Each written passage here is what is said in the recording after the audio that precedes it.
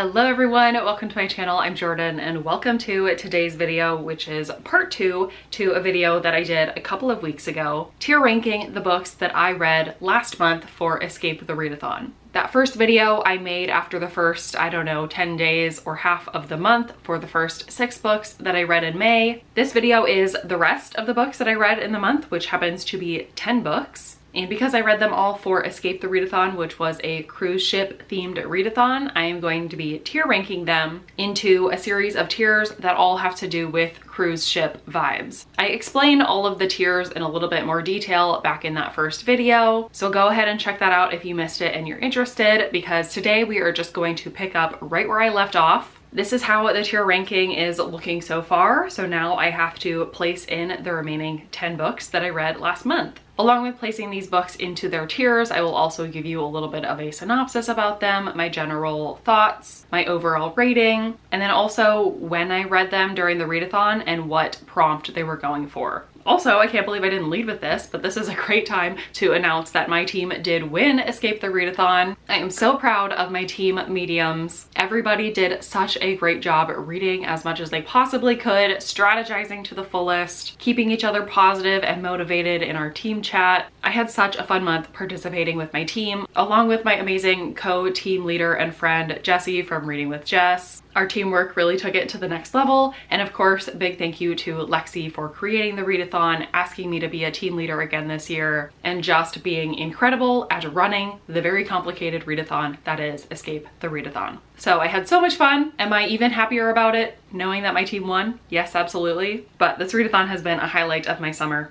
2 years in a row now. Okay, let's get into the books that I read in the second half of the month.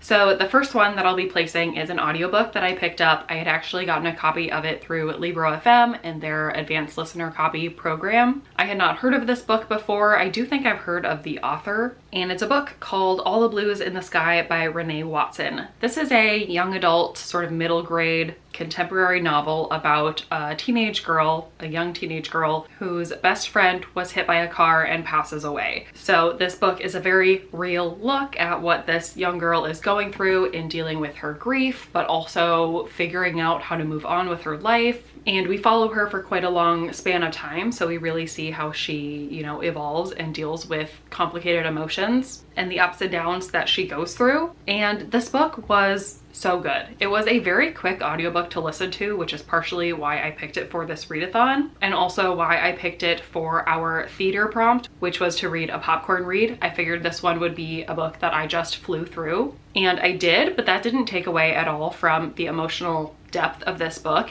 and especially for being like a middle grade type book, it still was so poignant and impactful. It was kind of told in like little short form, almost essays or like vignettes, and it was really beautiful. So I ended up rating this book 4 stars, and as far as my tier ranking goes, I think I'm going to put it on the Lido deck, which is a little misleading because Lido deck is all about, partying and having a good time. This book is definitely not what I would call a good time, but I did really, really enjoy it and would strongly recommend it. So it's going up on that Lido deck tier. The next book that I read, I think, was for the game that we were playing once we got into the theater, and one of the prompts was to read a book that starts with the same letter as the previous book you read. So obviously the book that I had read previously was called All the Blues in the Sky, and so the next book that I picked up needed to start with an A, so I went with Apartment Women by Gu Byung-mo. This is a translated fiction book, contemporary fiction, and it's about this apartment complex that is called the Dream Future Pilot Communal Apartments. And it's really about like communal living and all these families coming together to like help raise each other's children and help support each other in sharing resources and things like that. This book is very, very, very short. It's right around the 200-page mark, plus it's like very small in stature. So this was a very quick book to get through. And for a topic like this, which really you could go into for a really long time, plus this book like jumps around in perspectives and follows different people in the different families. It really felt like it just skimmed the surface of what you could go into with this sort of topic, and I get it. That seems to be the author's intention, is just to kind of give you a little glimpse into each of these families' lives in this experimental type of apartment complex. But personally, I think I would have much more enjoyed a fully in-depth, novel with a lot more pages and a lot more of a deep dive into what this apartment complex is, why it exists, and how each of the family members are feeling about it. It just felt a lot more surface level, and like we were seeing what the characters were doing, but we weren't getting a ton into how they were feeling, and I don't know, I just felt a little unsatisfied. So I ended up rating this book 3 stars, and for my tier ranking, I think it is going to go onto the Promenade tier. Alrighty, and then another book that I read for that game that we were still in, took quite a while to get out of the theater. I read for one of the prompts, which was to read a book with white on the cover anywhere except for the title. And we did clarify that that meant that if the author's name was written in white or any other text on the cover was written in white, then that would still count. So I decided to go with Dr. No by Percival Everett. This is a sort of sci-fi kind of, I don't know, suspense type book that I was really excited to read because I have read 2 other Percival Everett books in the past. I read James, which he actually just recently won the Pulitzer Prize for. I also have read his book called The Trees, which was more of a murder mystery, kind of mystery thriller. And I was excited to give something a little bit more into his backlist a try. And this book is about a professor who studies the concept of nothing, which off the bat, I'm like, sold. That is so interesting to me. I've never thought deeply about the concept of nothing before, but I loved how this book talked about the concept of nothing and what this professor was exploring and studying and why the concept was important to him. And certainly a question you might be asking is like, what are you talking about? What is the concept of nothing and how is that worth studying? And an example I remember this professor talking about in this book is talking about how if you have 2 different people who have 2 different sized hands, like you have a child and a full-grown man, and you look at their open hands and you say both of them have nothing in their hands. That is true. But you look at the child's small hand and the adult grown hand, you can also agree that they both have the capacity to hold different amounts. The man's hand could hold more than the child's hand. So therefore, the man's hand, you could reasonably say, holds more nothing than the child's hand. Which, like, don't come for me. I don't know how much scientific basis that has. I don't know if this is actually a concept that anyone has spent any real-time studying. And also, I don't know the point of studying that concept. But I did find it interesting to at least think about as I was reading this book. And then the plot of this book takes off when this professor gets recruited to kind of go on like a treasure hunt. Yes, recruited by a wannabe James Bond villain to rob Fort Knox. So then we follow this professor on this adventure with this other guy as they go treasure hunting. And so it's about that journey that they go on. And that part of the story I connected with way, way less. I found way less interesting. Some of the kind of side tangents that they went on, little side quests, I was just lost for and confused by. And so as much enjoyment as I was having at the beginning, getting into this concept of nothing, it really, like, all my enjoyment cut off from there, which is really sad because, like I said, I've enjoyed this author in the past. This story just, I don't know. I couldn't follow. It completely lost me in terms of investment and entertainment. So by the end of this book, I was just reading it to finish it. And to count it for this challenge, I probably would have DNF'd it early on if I was just reading it on my own. And so I landed at a 2-star rating, which I know feels like an abrupt drop-off from how I was originally talking about the book, and it felt abrupt to me as well, but it also feels right. And like, I'm not sure who I would even recommend this book to. I don't think I would recommend it to fans of James or The Trees because those books that I've read felt so different from this book of his, and I still am curious to check out even more of Percival Everett's backlist because he's written, honestly, a ton of books. Like this page of also by him is so long long, and it's clear after finishing this one that he must have just such a wide range of topics that he writes about and genres and types of books that he covers. So I'll have to do a little bit more research into the plots and the stories of his other books before picking one up on a whim. But okay, let's get back to the point here. In terms of tier ranking this book, it unfortunately has to go into the interior stateroom, which is sad, but moving on. All right, and then I did get one more book into that third game that we were playing, and I decided to go back to the prompt of a book that starts with the same letter as the previous book you read, because I had just finished Dr. No. Obviously, I'm looking at the letter D. So the next book that I read was Death of the Author by Nnedi Okorafor. This is the first of 4 books that I'm going to talk about in this video that I also have already featured in my Aardvark reading vlog posted just at the beginning of this month. Because I already have that vlog, I'm not going to go too in-depth with the synopses or my thoughts on these books because you can go check them out in the other video. But Death of the Author is a futuristic sci-fi book about a disabled Nigerian author who writes a sci-fi book herself that becomes an instant bestseller, and it follows her life after that. I really enjoyed the concept and the commentary in this book. I enjoyed the overall plot and the story itself a little bit less. So I landed at a 3-star rating, but I am going to put this on the Lido deck as a book that was a 3-star rating for me, but I can definitely see the potential for this to find readers who really, really love it. So it's getting bumped up for that reason. And then because we were still in the game by the time I started this next book, I decided to keep my same letter thing going with the next book I picked up. But what I ultimately ended up submitting this book for was an underrated book in order to unlock the arcade.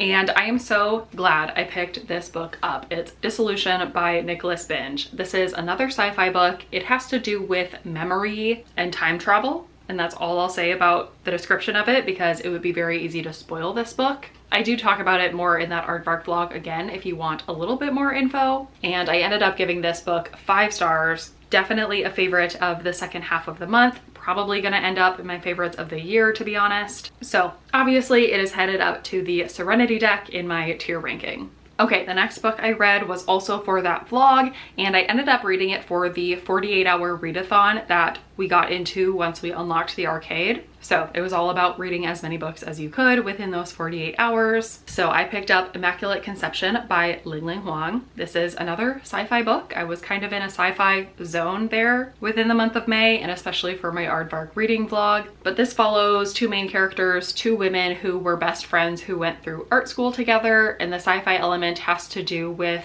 rapidly evolving technology related to generating art, and specifically generative AI, and how that affects the art world, the art space. I was sadly disappointed by this book. I really didn't get it at all. It was non-linear in timeline and really confusing. Overall, just felt really abstract. No pun intended, because it does have to do with art, but I did end up rating this book 2 stars, and it is sadly going into the interior stateroom tier for the tier ranking. Then also within the arcade 48-hour readathon, I decided to pick up a NetGalley ebook that I had access to called Technology for Littles. This is a nonfiction book about the age of technology that we live in now, and specifically for parents, how they should address the topic of technology with their kids. And not just talking about technology to them, but strategies and methods of introducing technology to kids in a way that is safe and helpful. This is definitely a topic I'm interested in as a parent. Obviously, technology looks very different now from even when it did when I was a kid. And as my kids grow up, it's just going to evolve at a faster and faster rate. So I was interested to read a book to give me a little bit more information about this topic, and maybe backed by some research or some case studies.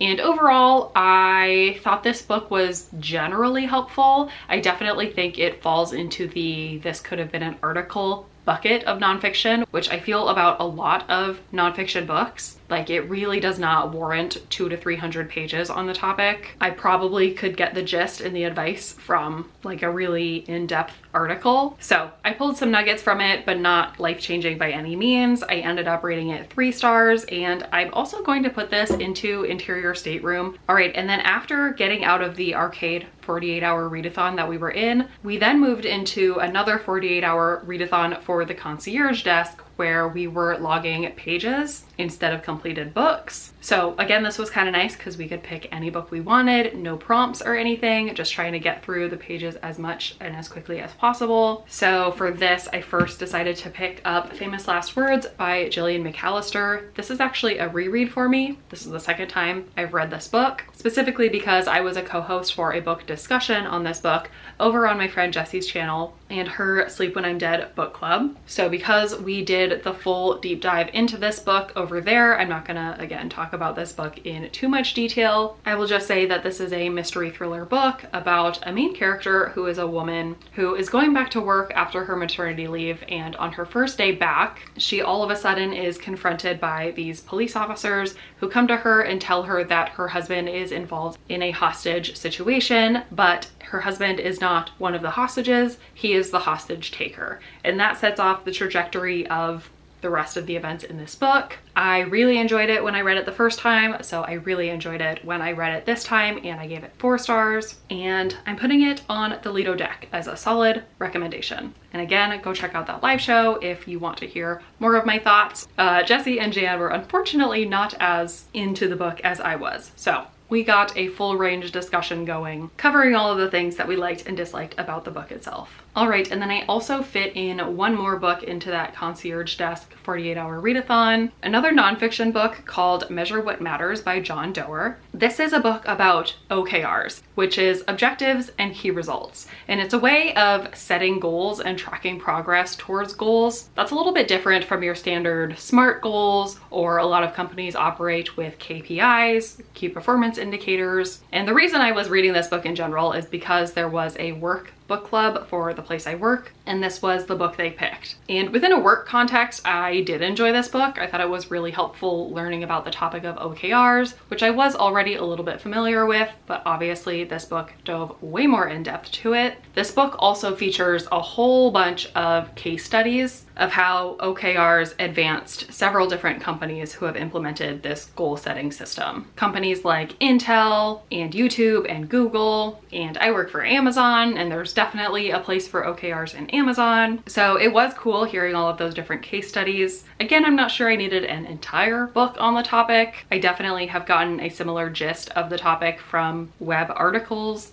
but I would say I enjoyed it and would recommend it a little bit more than that other nonfiction book I was talking about, if this is something that sounds at all relevant and helpful for you in a professional context. So I'm putting this one into the Promenade tier, and I personally rated it 3 stars. And then last but not least, the final book that I finished in May, I read it for the bar prompt, which is to read a genre blend. And I read American Rapture by C.J. Lead. This is a pretty even split between a horror and a sci-fi. And again, I feature this in my Aardvark vlog, so definitely go check it out if you're interested, because this was a very pleasant surprise for me. I didn't know a horror sci-fi book with very strong religious themes in it was gonna be for me, but it totally was. So I gave this book 4 stars. And I was a little conflicted about whether to put this in the Serenity deck or the Lido deck, because Serenity, for now, I have all of my 5-star books in there. And that's not like a hard and fast rule for the tiers, but after thinking about it for a little bit longer, I think Lido deck is where this belongs. Who knows, by the end of this year, I might have even stronger feelings about it and could potentially bump it up to a 5-star. But for now, it's a very solid 4-star book, so